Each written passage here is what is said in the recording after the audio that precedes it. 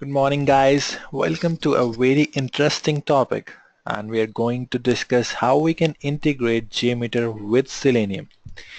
So the topics which we are going to take are Jmeter and Selenium integration and using WebDriver sampler plugin. So let's go back to our Jmeter and let's start a new session. Okay.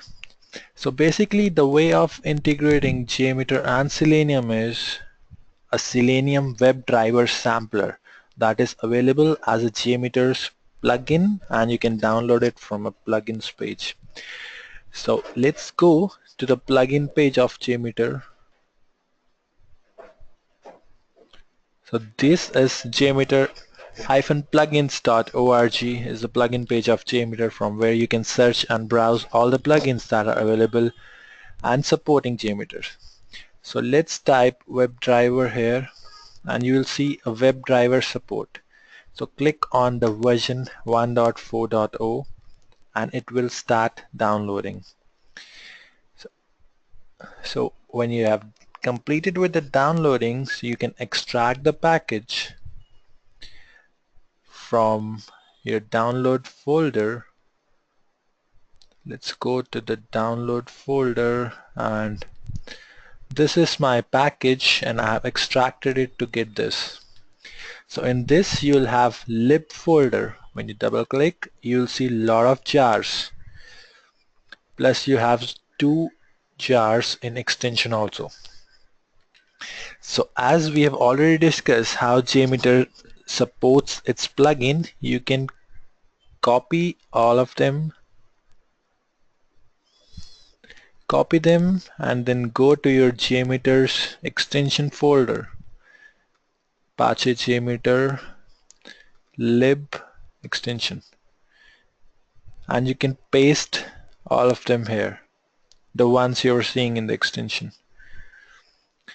And the others you can paste it in the libraries, because these are also the supported things with Jmeter, right?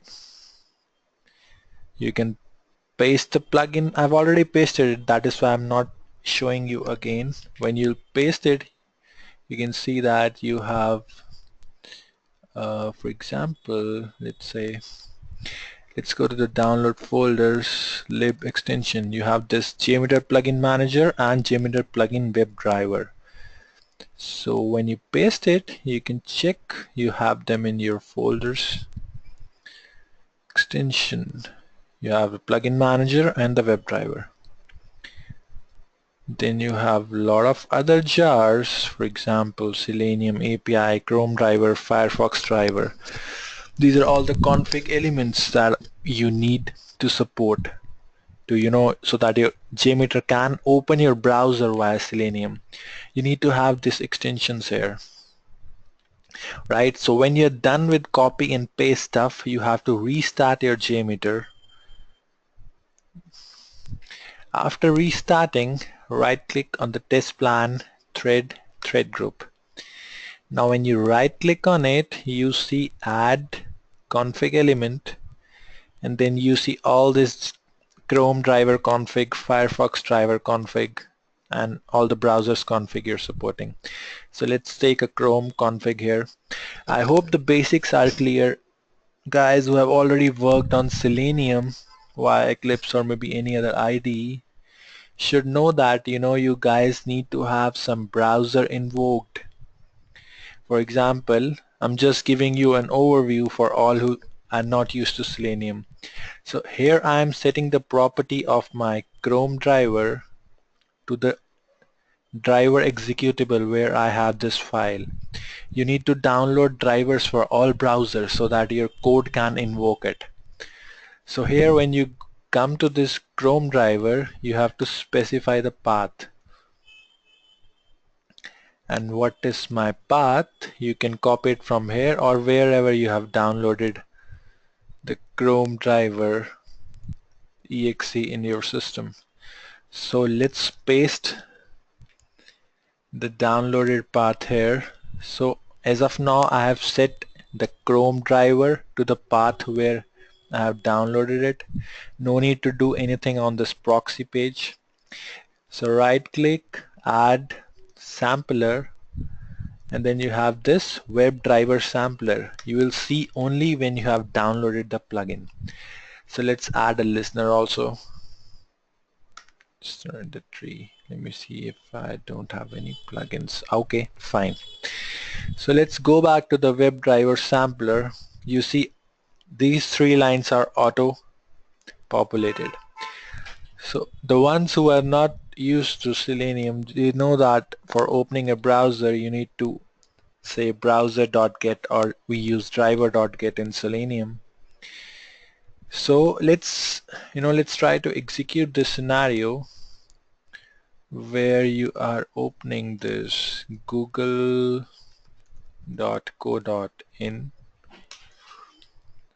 and then you're typing test google.co.in. Oh, why it's not working? Let me delete it. Test, and I need to click on this. So this is my scenario which I want to execute through Jmeter. So browser.get would get me the URL. So let's paste the URL here, www.google.co.in. So browser.get. So let's try to execute what happens. I mean, are we seeing any errors so that we move ahead or not?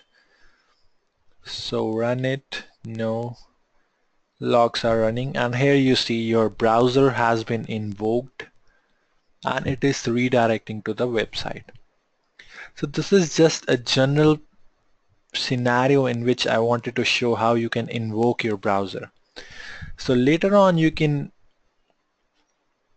fetch all the properties the same way you use your Selenium code. For example, I've opened this browser, so now I need to get the property of this text box. So you can right click and inspect, check. You can check what properties you see here so that you can identify the element using those. So let's come here and you see this input class, and this is the ID. So let's try to search by ID the same way we search in Selenium. So wds dot browser dot find element. So in Selenium, if you have used this, you just directly need to use something like this, find element dot by dot id, right? This is because you have already imported this by, but in Jmeter as of now I have not imported this package. So if you have not imported this package, you need to use this completely. So that means dot find element, you can copy this org.selenium dot by dot id and then paste paste the ID which you got from here. Oops, what happened? wds dot browser dot find element org dot selenium, copy from here, org dot openqa dot selenium dot by. You have to import the package dot id, then paste the id which you're seeing, you're getting it from here, right? Paste it, and let's take this element, whatever we have got it in, let's say search text box is equal to. So I have found this element and I've saved it in a variable that is search text box. Now I'm using this variable search text box dot, let's say click on this checkbox, this text box, and then say search text box dot. So if I want to enter test as a text inside it, so I use this send keys in Selenium, put test inside. Let's see if any instance is not open. No, okay, fine. So as of now what I have did is I have clicked on the checkbox and entered test. So let's see how it works now before we go ahead and complete the script. So browser has been opened, Google, nothing happened. So there should be some error. Search text box is not defined. So, oh, I'm sorry, I have misspelled it down. Let's close this instance and run it again. So the browser should open and then text box should get clicked with test. Perfect. So now I have to click on this search button. So right click on this and inspect this element and see what properties it is showing here. Minimize it further. You can close this. So where is it? Element, inspect, div class ID, button. So this is a button with a value this. So I can copy my code. Let's say you copy this search text box and paste it and change the name of this variable to search button wds browser.find element by id, and then copy this id and paste it here. So this statement is trying to identify the search button.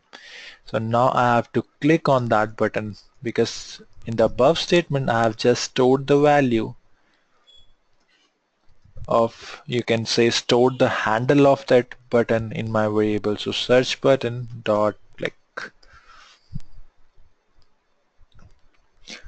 So this completes my scenario. I open my page from this statement, find the text box, click on it, enter the test in the text field, find my search button, click on it, and this.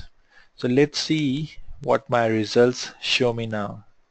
Thread group 1 sampler. Okay, let's execute. So the logs are running. It has completed the execution. It says already has a web driver, so already instance was opened.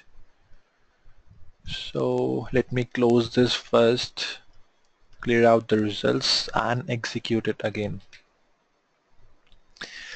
So the thread group has been started, browser invoked, so it has opened google.co.in, typed test and clicked on it. Perfect. So this completes our scenario, and you can see the test time here, request went response, you're getting the response and you can see it by HTML also. Let's say downloaded resources, what you see the page here. Perfect. And then to get more results, let me add a tree, the table listener, so I get to know how much time it is taking to open that page and perform the action which I am trying to do. So click on it, don't save the result. So the thread group is running, browser invoked, URL opened, test is entered in the text field, and it is clicked. Okay, perfect. So you can see my sample time is 5066 millisecond. That is almost 5 seconds, and I'm getting around this much bytes of information back. So this is how you can execute your, your Selenium code by Jmeter, and also measure the performance, how much time it is taking. So this is actually very important lecture. You must revisit this many times because this is very important. Many a times you'll be given a scenario in which you want to test the performance of your Selenium script. So basically you can do by this way. So another way around of integrating Selenium and Jmeter is, I'm not going to explain that in details, but just to make sure that you understand it, you can save your test. For example, say this is your test and you're using a framework of JUnit, right? So you save your test, or say export. For example, you export it as a jar file, then do next, next, next. So a jar file is exported out of your Selenium code, and then you can come to Jmeter and right click on the sampler and say JUnit request. And here you can then copy the file in the Jmeter directory and fetch the file out from there, and your code will directly run in Jmeter and you can see the performance. But I would say better go for this option because this is quite good and gives you good results also. So that is all we're having in this tutorial. Thanks for watching.